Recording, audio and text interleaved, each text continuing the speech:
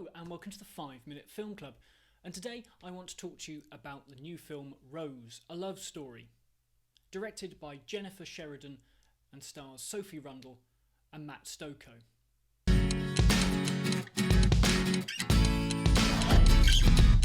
The film starts with the character of Sam, played by Matt Stokoe, who also wrote the screenplay, heading off into the snowy woods to collect whatever his traps have caught. Inside their isolated self-build is his wife Rose, who is writing a novel. She has been suffering from a mysterious illness that causes her to act in surprising and sometimes violent ways.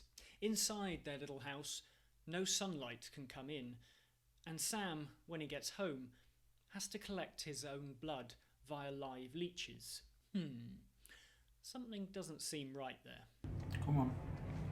What? Eat, please.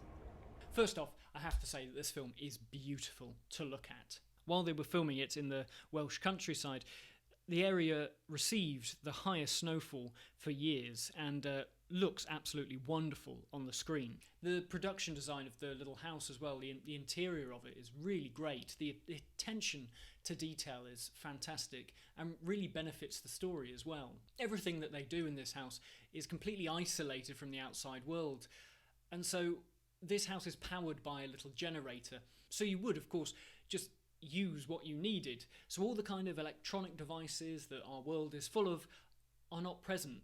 They can't be. This allows the film to have a sense of reality and also heighten that sense of isolation as well. Matt Stokoe's script is really well versed in vampire genre tropes, and they are all present in this film, although rather modestly. The room where Sam attaches the leeches to himself is bathed in UV lights to allow him to sit there in peace without Rose being able to enter.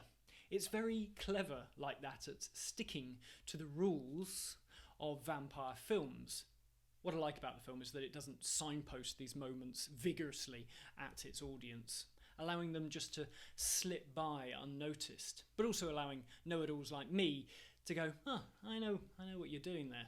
This film is much more interested in telling the human story. The film centres on the relationship between Rose and Sam, and the length that Sam goes to try and make their life together shut away as normal and safe as possible. The two leads have an absolutely fantastic chemistry together and feels completely real and incredibly tender.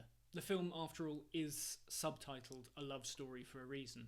Now, romance is nothing new within vampire films. However, true love is sometimes very hard to come by, which is what makes this film so different. I really enjoyed this film, and I'm glad that I've been able to discover it.